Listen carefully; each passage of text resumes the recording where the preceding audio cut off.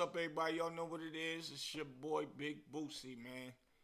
This segment, man, right here is, it's a very, very, very, very important one and dear to me. It's cold outside, so I came in the studio and, I had to tell Jax, man, we got to load up. It's time to suit up. I'm keeping my jacket on for this one. It's cold as ever outside.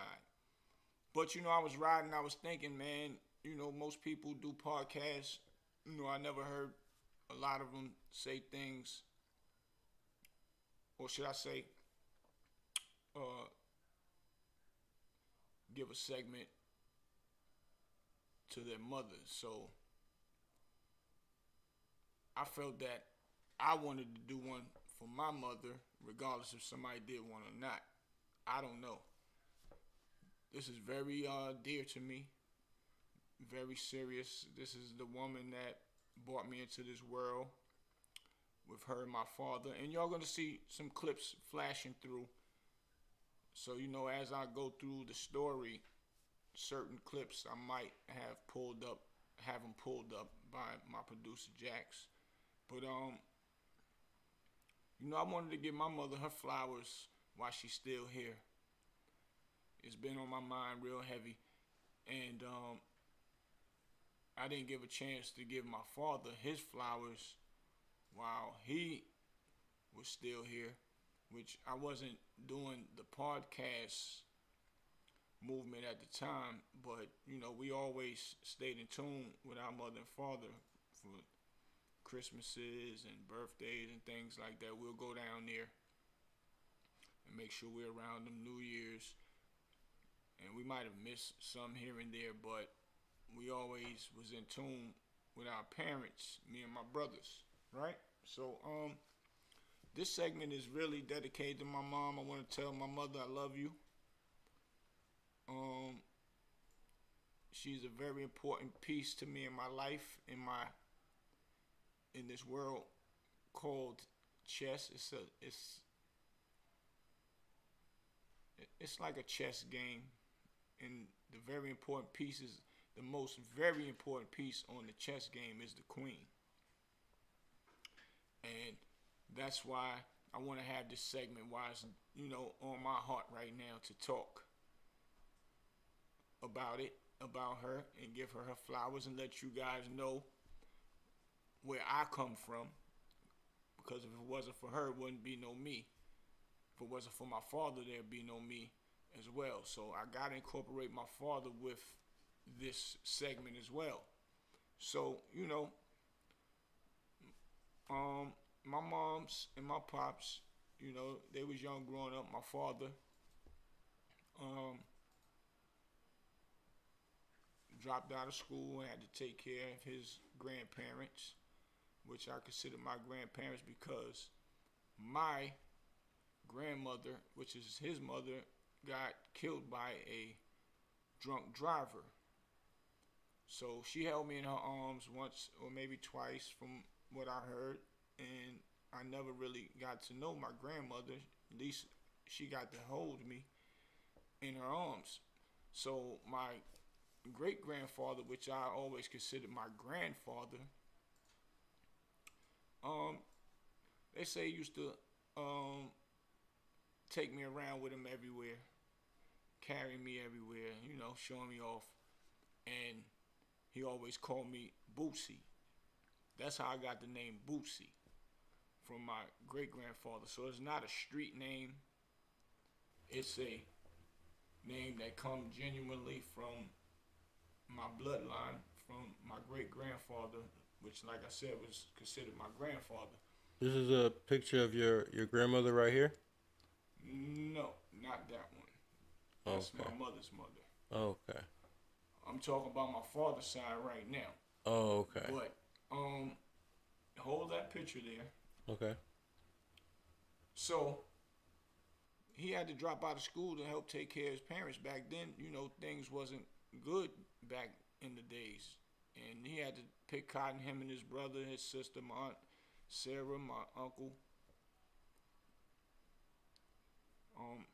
We call him Archer T, my other uncle. we call him Fat Man, because he was heavy set, but he was a free spirit type of uncle. But so with that being said, my mother and father met.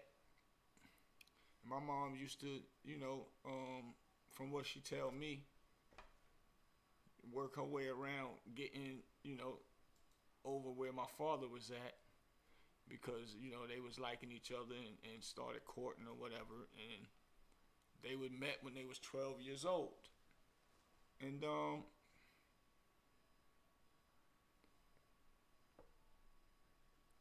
from what I'm remembering, my mom went to school, graduated, and her mother, which is my grandmother,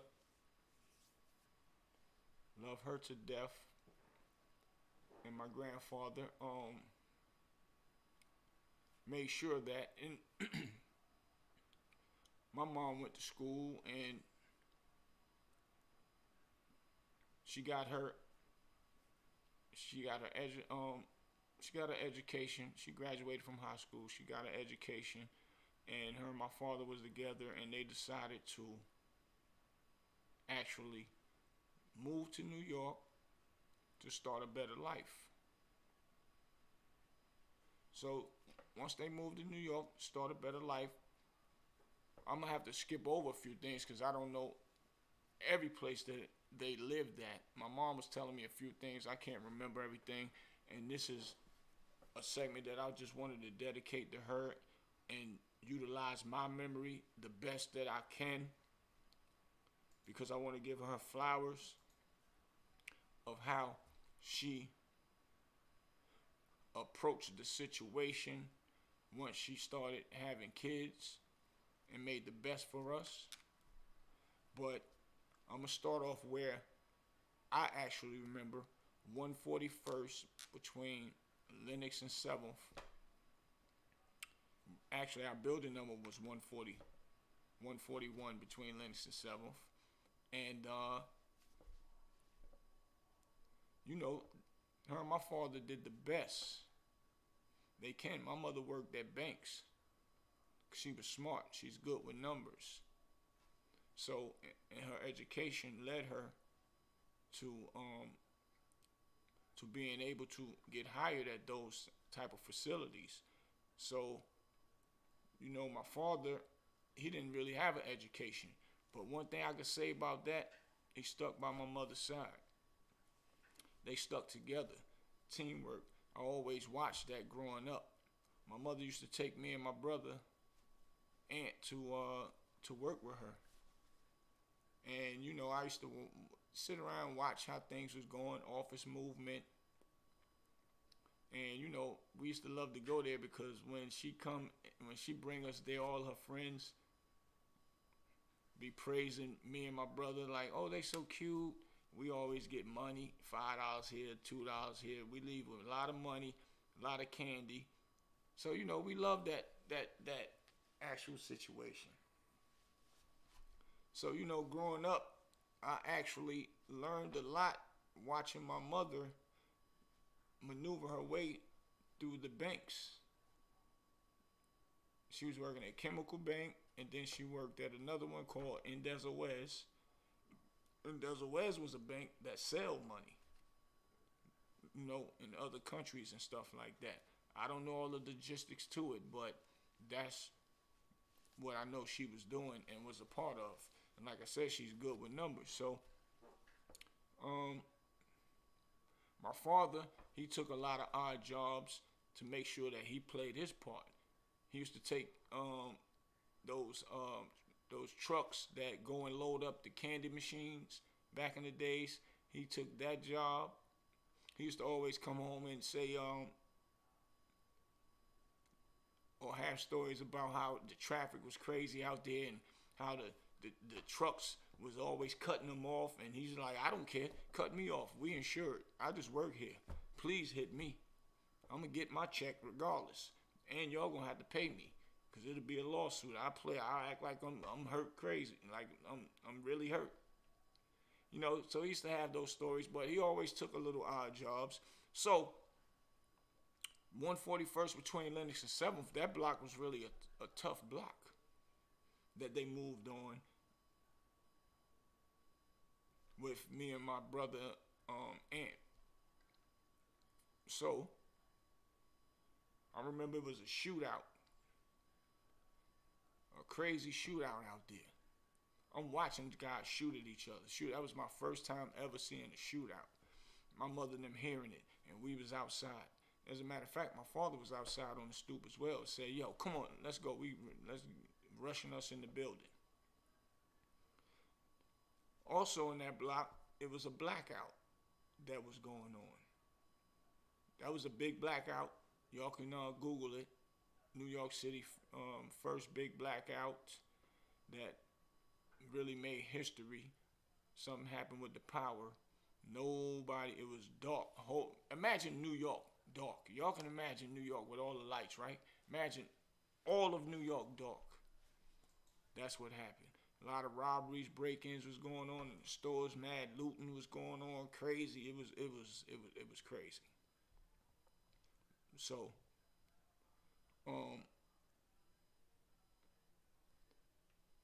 then at the time, then my other brother was born. He was a baby at the time, like real small. As a matter of fact, Jax, you could pull that one up for them, and not that one.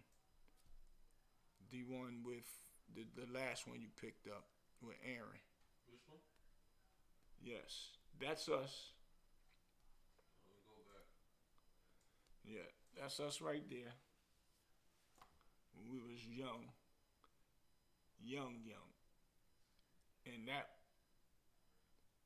had to be on 141st. Well, maybe not. But y'all get the picture. Because what I'm about to say next is, when we was on 141st and my brother was born, my mother and father made a decision that they really didn't want to live in that spot no more. Which we had cousins come from down south. My cousin JP, John Patterson. They used to love him when he used to come up for the summer. He'd come up for the summer. We'll have the whole squad out there racing him. He'd take his shoes off. And they used to call him, damn, man, you take your shoes off and run? Yeah, he'd give everybody a head start. It'd be about 10 kids. And he was the oldest. We probably was like 7, 6. He probably was about 11, 12. But he'd give everybody a head start. Take off. He earned the name Bullet. They could start calling him Bullet because he was fast. He'd come up, you just him coming passing everybody. And we did about 3-4 trial runs of that, and he went every time. Then we had one of our other aunts come up, my aunt Pundy. She's a reverend now. You might want to show that one, Jax, as well. She's a reverend now, but back then, yes, that's my aunt and my mom. Back then, she wasn't a reverend. She was finding her way in life, and my mom told her, come to New York, get yourself together. And see, one thing about my mom, she always is a person that's a nurturer. She want to help people, especially family. But she would even help you if you're not family. This is one of the reasons why I want to give her flowers. But my aunt came up. My aunt got herself together, did whatever she needed to do at the time. I was young, so I don't know. I just know my aunt was here. We was happy to have our aunt staying with us. And she went back down south and got her life together, and you know, she just blossomed into the person that she is to this day. Is she the woman in the black or yes, the one in the black? Okay. And the one in the white is my mother. So y'all get used to seeing my mother face, and y'all know. Okay. In different pictures, but yes, that's my aunt. And then we had my cousin come up, Her name is Wanda. I don't have photos of her right as of now. I do, but I didn't have them in the collection for me to actually get them on time so we could show you guys. But it's my Aunt Catherine, which passed away. That was one of my good aunts that lived in New York City, around the corner from us. And her daughter moved up and stayed with us. And, you know, she always was good at management. She was managing Burger Kings and stuff like that back then. And she came up, stayed with us for a little while, and got herself together. Long story short, that's what my mom's did. And one of my friends named Reginald Earl, I used to hang out with Reginald, and I used to go to his house. And when I go to his house, his father was in there always drunk. His little brother name is Earl. Reginald was the one that made sure that they still go to school. And this was elementary school. And I used to be like, yo, what's going on? Like, your father just laying there all day and this is what y'all do? And they was like, yeah. So I used to tell them, come to my house and come hang out. So they used to come hang out. My mother started, asking questions, and I let her know exactly what was going on with them and their father. And she started, feeling bad about the situation. She actually took matters in her own hand. And, long story short, she talked with the father and ended up letting them starting to stay with us. And them going to school, make sure they had a nice warm bed to lay in, somewhere to, eat good meals every night. And she did that for a while, and then she got them into a foster care system. And they got into a foster care system, and they went and stayed over in, I want to say it was Long Island. What was that movie out of New York? It was a scary house. Not sure. It was a scary house, and it was a big classical movie, and they named it out of a place in New York. Anyway, they got a foster parent that lived over there, helped them out, got themselves together, and they finished school. They end up getting their own places, and they end up, living a great life. So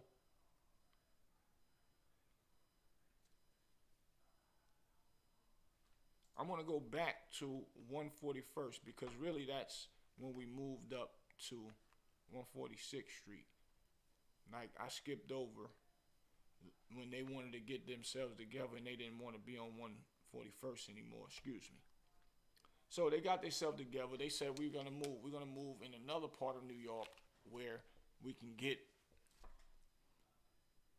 a better life for our kids, which was me and my brothers.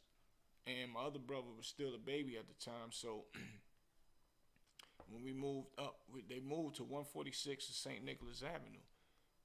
And once we moved up to 146 and St. Nicholas Avenue,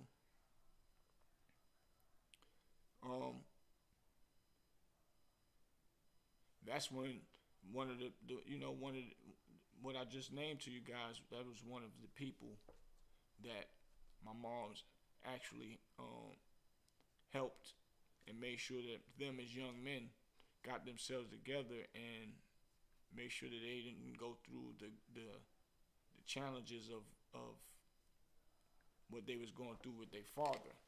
So what I really want to say is, me growing up in 146 in St. Nicholas is really where the challenges really started, because my father would have his ups and downs with working. My mom's had a steady job. Everything was flowing smooth. Me and my brother, Aunt, as kids, doing the mischievous things, sneaky behind the back stuff. And you know, my mother always made sure that we have or had the up to date stuff. You know, when you're young, everybody want to if you ain't got what's in style, they're gonna joke on you, laugh on you. Got skips, hot boxers, whatever you want to call it. And my mom made sure that we always had the right stuff by her hard working. And we sometimes couldn't get it when everybody else could get it, but she made sure we had it. So this is another reason why I want to give my mother her flowers. Because she didn't have to do that. She could have just got us anything, as long as we got something on our feet and on our back. But she wanted to make sure that what we wanted and what we asked her to get, she would always get it. So another thing I want to talk about is with my father. We didn't understand it back then, but he loved us so much that if me getting older, me knowing my father, he love hard, very hard. If something happened to something he loved or somebody he loved, all the way down to his dog, it'll drive him crazy. So, you know, summertime used to come around, and, you know, it's summertime now. School is over. We want to go outside and hang out and chill with with your friends. My mother would go to work. Sometimes my father would be in spurts where he wasn't working, and he'll be at home making sure that me and my brothers is all right. And my father, wouldn't want us to go outside, and it's like afternoon time when everybody really is outside. We couldn't understand why. To the point where we wanted to sneak outside and while he in the room sleeping, but we would have to wait till our mom come home. When our mom come home, she'll let us go outside. She'll go in there and override that. We had to figure out later on, he was just so scared because New York was crazy back then, that if something happened to us, it'll probably drive him crazy, man. And me learning that getting older with his character, now I get it. Back then, it used to be mad, like, damn, man, why our father ain't letting us go outside? Everybody else is outside. We up in the house looking like we can't do nothing. Everybody else can do something. Like, damn. Well, our mom come home, she'll talk to him and give him a reason why. And we would go outside. My mom would let us go outside. We'll go outside but when it's damn near dark, she's calling Boosie, Anthony out the window. That's that call. Time to go. Still, some of our friends are still outside. So I'm saying that to say, a lot of things happen for a lot of reasons. Cause we could have been getting in a lot of trouble. A lot of my friends got in trouble that was able to stay outside longer. They done did federal time, big prison time, because they got a lot of leeway with their parents. We didn't with ours. But a lot of my friends is home now. I'm not saying that was all the way a bad thing, but I used to play hooky from school. I done got caught downtown on 42nd Street by truant officers. Me and two of my homeboys, Froggy and Score. Somebody tap us on the back. Police take us to the police station. My mom got to come get me from work, leave work to come get me. Mad as hell. She's mad as hell. Get home. Good old butt whooping. Good old butt whooping. And this is another thing. They act like it's shunned upon to whoop the kids. As long as you ain't whooping them to kill them. My mom told me, you know why I whoop your butt when we ain't doing them when everything is cool? I'm like, why? She said, I whoop you because I love you. I didn't understand it then. She whooping me to let me know I love you. I don't want you to get in no trouble. So if you keep getting in trouble, this is what you're going to get. So before you do anything to get in trouble, think about this is what you're gonna get. Made sense as I got older. But that still didn't ever stop me from thinking I'm slick or more smarter than her. So as I got older, I got a little older, and I still wanted to be hanging out with the Joneses and making people think that I'm that dude. I ain't gotta be in the house a certain time. If you gotta be in the house a certain time, the kids will joke on you and all that. But one thing my mom did, she made sure we was in daycare center while she went to work. A lot of people know it as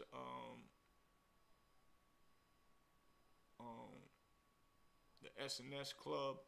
It used to be a daycare center that we used to go to, me and my brother. And then after school program she used to let us go to, and she used to have us pick up. Well, my youngest brother used to go to a daycare center on 145th between Amsterdam and Broadway. After we get out of school, me and my brother Aunt used to have to go there and sit there and wait for her to get off work, and she'll come and pick us up, all of us. Then we found out about a after school program where we used to can flip and do gymnastics. We used to do doing the break dance and stuff and all that. So it was called the Helping Hand Center, and that was a good program. So we ventured out in a lot of programs, and she always let us venture out into programs and do things. I was in the marching band. I played the drums. I was in parades. I did a lot of stuff. I was in the cadets, doing drill marches and things like that. So she kept us in all the right stuff. And I'm saying that to say, my mother always held it down for us to make sure we had everything we need. My mother always made sure that anybody that needed help for something, she was always there. Like recently, she went and since my father passed last year, she went with her sisters. They are twins. One of the twins is still here. The other one is in Sacramento, living a good life with her husband. And her and my mom, since my father died, went out there. And I'm saying that to say I'm happy to see my mom smiling since the love of her life passed away. They've been together since they was 12 years old, all the way up to date. And they had their ups and downs, things of that nature. I can't make nothing look like everything sugar and cream. But at the end of the day, a lot of people is missing those type of things out here in life. As far as parents' relationship goes, is concerned. But I'm glad to see her smiling. She's with her two sisters.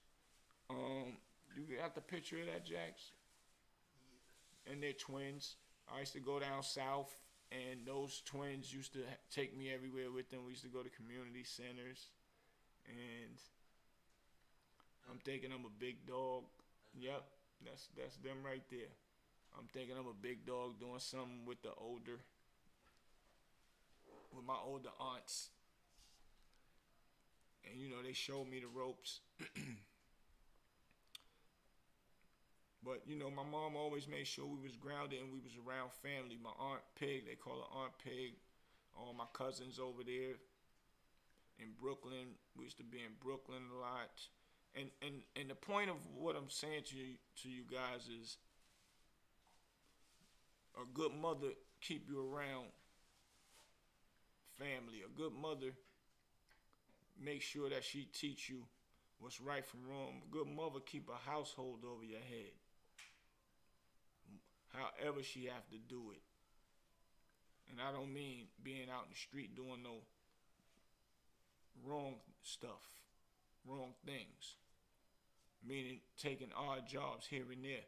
But my mom never had to because she got an education, thank God. God blessed her with that. But for other mothers that's out there, it's just an example for you guys. You don't have to take a crazy route. Take odd jobs. If you got 2, 3, you need to take 2 or 3 of them to make sure your kids is all right. So my mother made sure that we was always all right. Now what I can say is, when I got a certain age, I'm thinking I'm doing something. I'm 16 years old. That's when the start being rebellious coming in. And I'm thinking I'm grown. She's saying be in a certain time. Now, 10 o'clock, that's too early in New York. At our age bracket. Where our mental is at. So, I wanna buck against her word, my father's word. Mind you, I'm known, we done got plenty butt whoopings. Nothing to play with. And I'm only making that clear because the way society is set up today, they make it look like when you get a whooping from parents, that's they want to lock you up. That's child abuse and all. No, it's not child abuse. It's teaching the kids. I know it's teaching the kids to do the right thing. I know a lot of kids that I grew up with that got whoopings. And they are great grown-ups to this day. They have morals. They ain't out here killing when they was growing up. They're not doing all the wrong things. The ones that don't get whoopings are the one that's killing and doing all the wrong things. But to get back to what I was saying, I was 16. I'm thinking I'm grown. She used to tell me, if you ain't in this house by 10 o'clock, she went and bought an extra. It's a thing you could buy a box. And you can take it and chain it. If that door opens, it's going to make a loud noise. If she have to put that on, you can't get in that house. If she have to put that on, that means she's going to know when it's time for you to come in. And she'll stand there at the door. What you want? Why you ain't here? And you got to convince her to open that door. Because now she's training me to be a man and be a respectful man. And learn how to follow orders, follow protocol, follow authority. Because she is my authority. That's my boss. That's my big boss, her and my father, right? So now I'm getting chances. Now my chances, they ran out. It came to a time when I still thinking I'm slick and disobeying her rules. I didn't even have to open the door. When I wasn't there, my bed was in the hallway. My bed was in the hallway. So you want to sleep in that bed. Then it got to a point, the bed ain't in the hallway, you just ain't getting in the house. Me, I was, at the time, my daughter's mother at the time, we didn't have a child then. We was cool. Her mom used to go to work, and a few of my friends, we always used to just hang out at her house playing hooky from school. And she used to let us play hooky from school because her mom go to work, and her mom worked real hard. And eventually, me and her end up, having sex and things of that nature, and my daughter was born. My first daughter. And when I had my first daughter, I didn't have no job. I was out there in the streets trying to be slick behind my mother's back, hustling, selling drugs. My mother didn't know nothing about it. My mother didn't condone none of that stuff, and I know that. And I know where I come from, my family don't condone selling no drugs. That was never in our nature, ever. My family worked. My father works from childhood. And so, me, I'm thinking I'm slick, whatever. And now when I get cool with my oldest daughter's mother at the time, with her mother, took a liking to me, and she didn't know that my mom was putting me out the house. I never would tell her that, but when my mom tell me I can't get in, it's after 10, go sleep where you was hanging out at. I would laugh thinking I'm doing something slick, and I would go up to my daughter's mother's house. So, me, so to get back to my daughter, long story short, my daughter, she ended up getting pregnant. My daughter was born, and ended up becoming the love of my mother and father's. That was their world. Boy, as y'all see, you see how my father got her on the back of him. They did not play about her. If it takes too long that they haven't seen her, they're gonna ask me, "What's going on? I need to go and get her." It got to the point where I didn't even have to tell them to go get her no more. They had it locked in with my daughter's mother to actually come and pick her up whenever they want to, which she never had a problem with that. And I used to just be standing on the corner, and I see them coming down the hill holding my baby hands. Both of them. My mother on one side, my father on the other side, walking down the hill with her. Or my father got her in his arms walking down the hill till they go upstairs. And, I used to love to see that. I used to love that.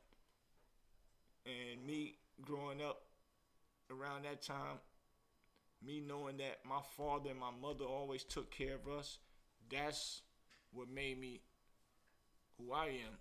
That's what made me a man, to know that you take care of your kids. And I just used to love it. I used to go upstairs, and she in the bed with my mother and my father, and they be sleep. She sleep, I'll grab her and pick her up and take her in the room with me. All the time. All the time. But she it was good to know that that I got a mother and father that was supportive. And I'm gonna tell y'all why. The reason why is because, like I said, I didn't have no money like that at the time. I was still trying to figure out a way to get some money. I was out there in the streets hustling, doing little simple, stupid stuff. And then, when the dry spells kick in, when I don't know how to find a way to make some money, now I'm stuck. And I got a kid on the way. I got a kid that's here.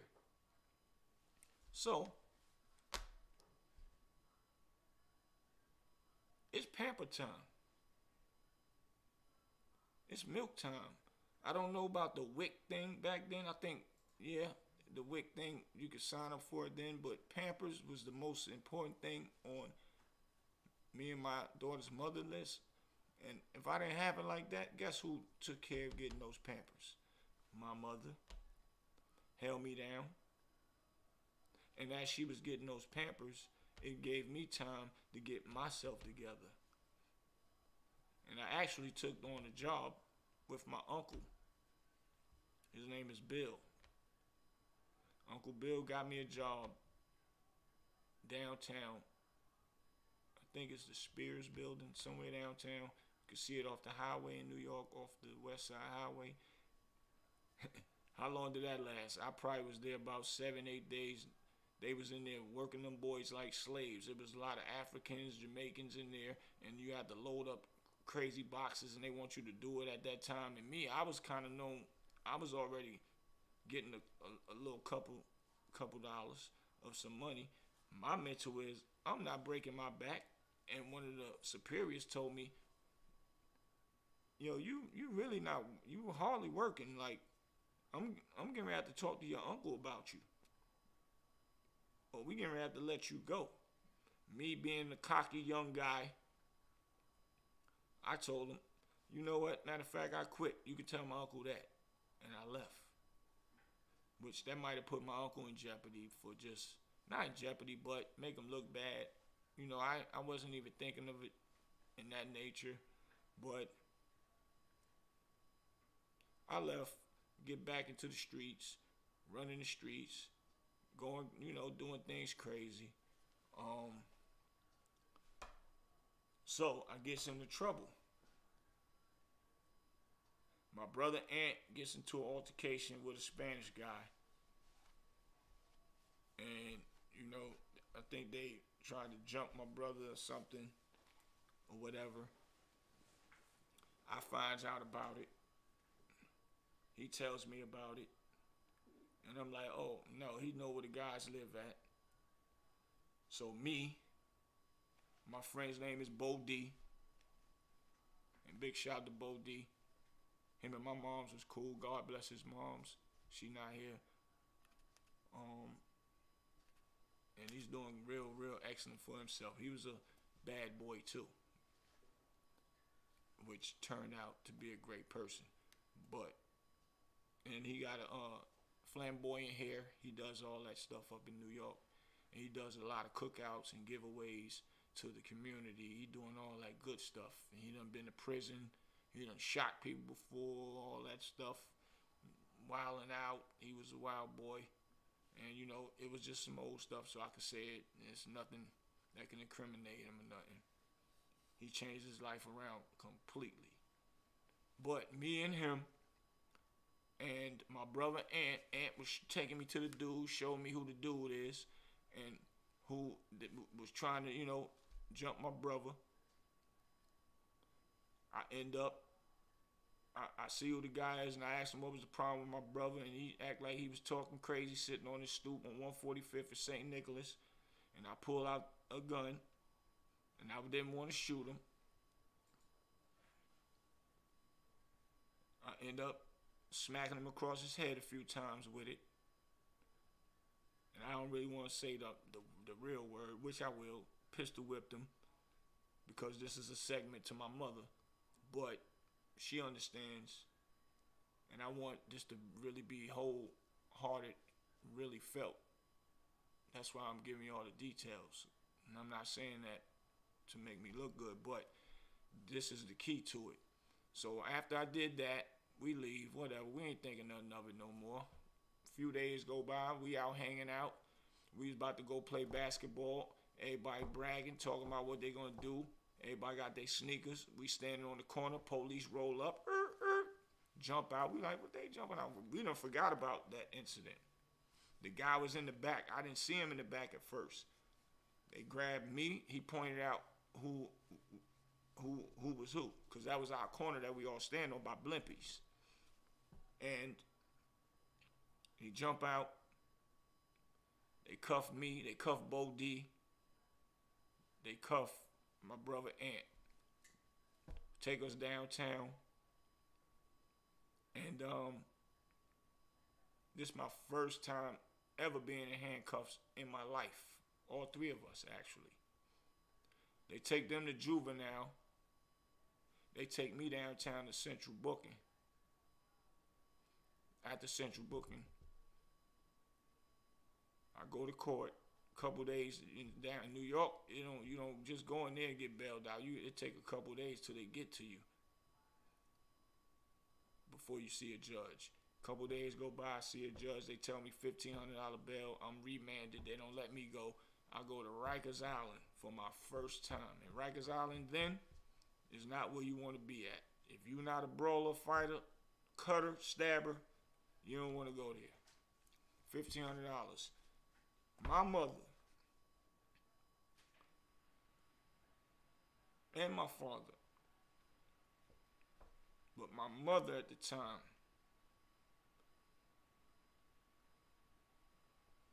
was going frantic Where my brother was at was really, they had the pool in there. They could swim, they could chill, all that. 1,500 for him though. She got him. 1,500 for me. She got me out of jail. And this is a good point for all you guys that love your moms. The things that we put them through. She had to spend $3,000 of her hard-earned money for the stupidity that we do outside. That money could have went to something else. We was happy to be out.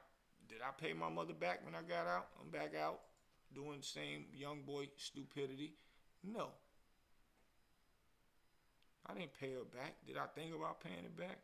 No. I'm thinking that's just something she's supposed to do. That's crazy. That's ignorant. But she wasn't going to let me sit in that jail. That was something new to us. We didn't know nothing about that. So I'm back out there in the streets doing crazy stuff. I'm doing still a bunch of crazy stuff. And now my mother is catching on to the bull crap because she always had mama's intuition.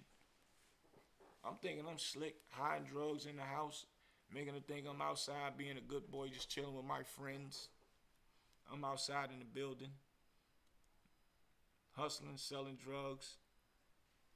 Come upstairs. She done found it. She said, "What is this?" I'm looking stupid in the face. Something just told me to clean out your room, because she always make us clean our room anyway. But she always used to just go and do, drill sergeant stuff and make sure the room's is clean. So, but it's always that mother intuition to find drugs. She found drugs. I'm skipping over a few things. More than one time. I used to have my friends come in and tell them I was holding it for them. $5,000-$10,000 worth of drugs. I'm telling her, man, if you throw it away, mama being a lot of beef in the street. Well, tell them to come talk to me. I have to make my friend lie and say it was his and look sympathetic. That was the only way that got back. Then I'm still thinking things are sweet. Same routine. She finds something again. This one particular time, she flushed it. $4,000 worth of drugs down the drain. She didn't care if I was going to be in beef, nothing, because she told me already. She just started catching on to my bull crap. My father, he just laid back. He in the crib. He chilling, being a dad. Moms, you know how the mothers is. They on the boys. They on us like a cheap mink. They not playing. And meaning the mothers that's really in tune with their sons and really care. But that's the type of mother I had. Nothing to play with. But will be there for you if you're doing the right thing. Always made sure that we had. Always made sure a roof was over our head. It was a time when my brother had something wrong with him. And the doctors kept saying, nah, you're going to be all right. Nah. Mother's intuition kicked in again. My brother Aunt.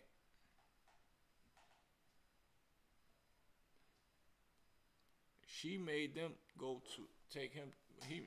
She said, no, we're going to go to another whole city and find out what's wrong with him. And rest assured something wasn't right. I ain't going to get into too much detail about it, but something wasn't right. And if she didn't catch it, my brother probably wouldn't be here to this day. And she caught it.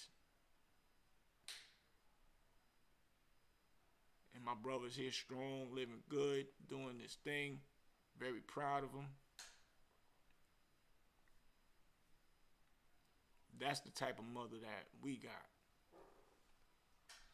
And, it's so many things that I could say about her. being a strong woman, because she always held down all of our kids for us. Our kids was her kids. Anybody that had a problem and she could help solve it, she always helped solve it to the best of her ability. She put people before she put herself in certain circumstances. And it ain't because she was looking for nothing. She's a very spiritual person. And I know that for a fact because I done had bullets flown by my head more than one time. But I know I had a mother that's praying for me. I was facing 60 years in Maryland. She was there for me. Had to travel from New York, her and my father. And my middle daughter, her mother, actually, we was together at the time. She came with them too. I took it to trial. So they brought her with them. But she was there all the way from a whole nother state because I was selling drugs. I wanted to do something to help a friend, which I shouldn't have never even left to go to New York to get more drugs when I had drugs already out there. And I should have been waiting to collect that money before I went and did another move. But I wanted to make sure I help this guy out. While I wait for that, I might as well go ahead and do that, come back and collect that. I think it made sense to me. I go up there, come back, get pulled over, railroaded. Police illegally searched everything, but sometimes that's God slowing you down in your tracks, that you're speeding. But I have a praying mother because I was facing 60 years. And that praying mother is really, really powerful, whether y'all know it or not. And I'm sure a lot of y'all can relate to this with praying mothers, with incidents y'all probably went through and wonder how y'all overcame it. But I was facing 60 years and went to trial. My mother even came to visit me after the trial was over. I took a judge trial instead of a jury trial because the police pulled us over illegally. Legal search, made the guy sign a search and seizure warrant for the car, and the car wasn't his name, so that's against the law. I did law library, so I know the law backwards when it came to that. Anyway, and my mom said she seen it in that judge's eyes. His name was Judge Simpson. Never gonna forget about it. I'm actually doing a movie about it. I'm gonna have that script written, but I need it done properly because everything is in the archives. It's documented with police getting killed by other people they pulled over illegally. They pulled over a lawyer illegally and didn't know he was a lawyer. He told them, no, you can't search. They yoked him up, still cuffed him and searched, didn't know he was a lawyer, and he didn't do nothing wrong. Black and Spanish they was pulling over. But my mother got there and told me, she said, I looked in that judge's eyes. He was just waiting for the procedures just to go through. I knew he was going to find y'all guilty anyway. Found us guilty. Had to wait to go and get my time. Me, I told my mother, don't worry about coming down to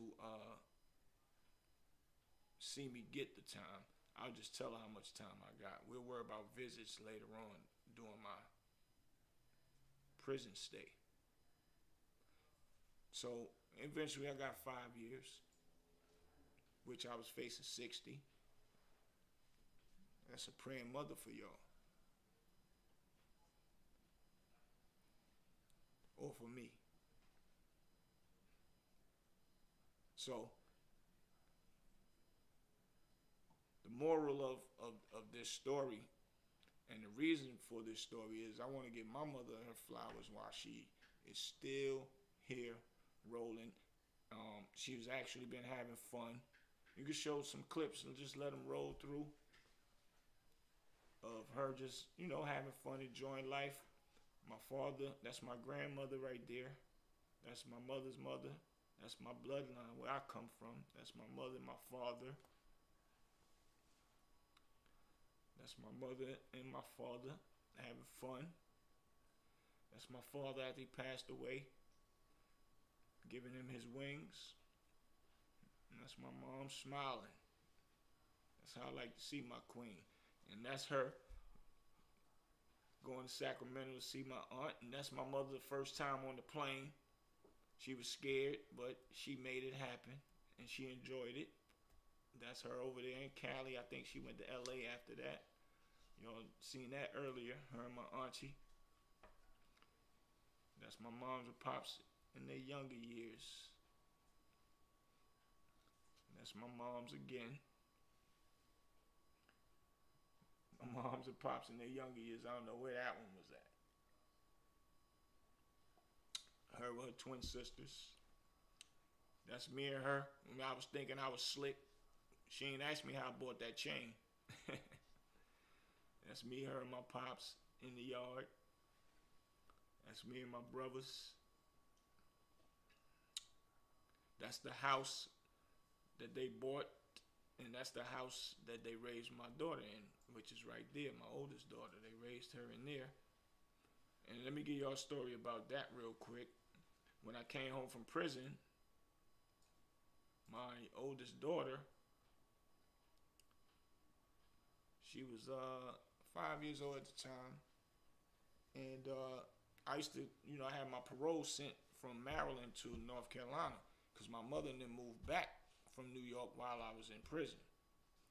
And I used to go to New York. Every Monday I was in New York. Every Monday. Leave in New York Monday, up there, running around, seeing my peoples, break back out, back in North Carolina. So just see my daughters and make sure that they was good. That was my main priority, to make sure my daughters were good all the time. Birthdays, Christmases, back to school, all the time for years, because that's what I know that my parents taught me. So my kids was never going to want for nothing. And that's how I did that. And I made sure that that happened. But my daughter was always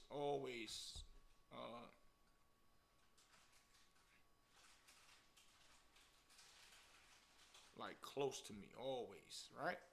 So when I go to New York, hanging out with her, having fun, chilling, I'm like, all right, I'll be back next week. She never really wanted me to leave and stuff like that, but I was in North Carolina at the time. So when I leave this particular time, my daughter's mother, her mother calls me the next day. I'm just waking up because I just got back on the road. We drive back and forth to New York from North Carolina. But she was like, yo, she said, your daughter said she want to move down there with you. I said, huh? She said, yeah. She don't like when you be leaving. She want to move down there with you. I said, you cool with that? She said, yeah, you been gone. Doing, a couple years out of life, and I'm cool with it. I'm like, all right, cool. Matter of fact, tell her I'll be there to come get her tomorrow, pack her stuff.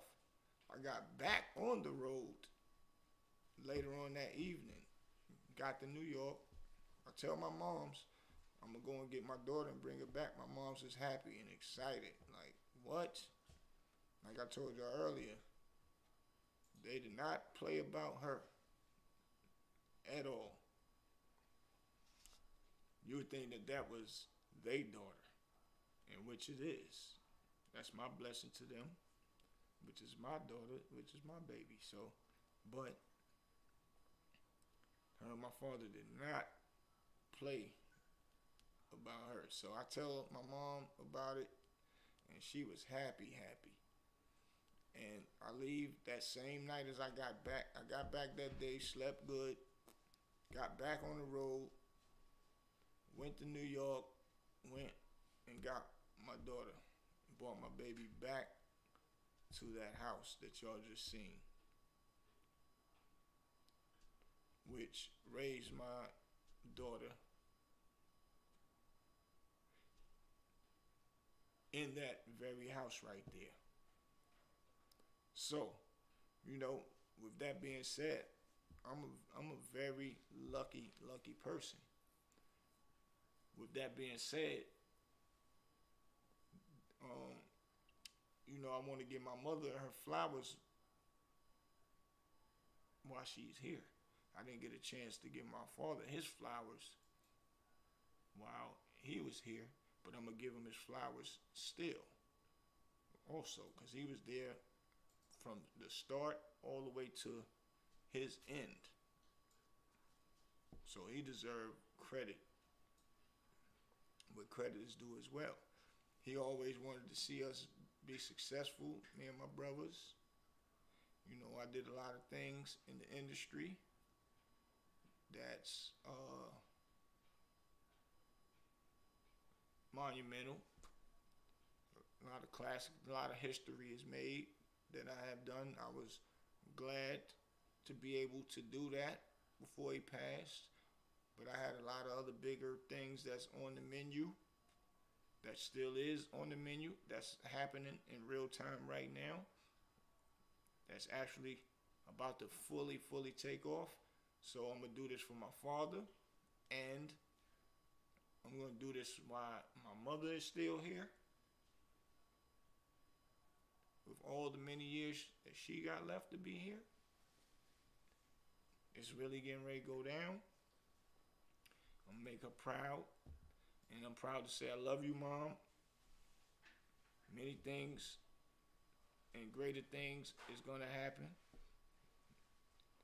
A lot of other big trips is on the way. So you might as well go and get ready, even though you don't like leaving out of your comfort zone. You act like you never lived in the big city. You don't even want to be in the little Raleigh town because of cars.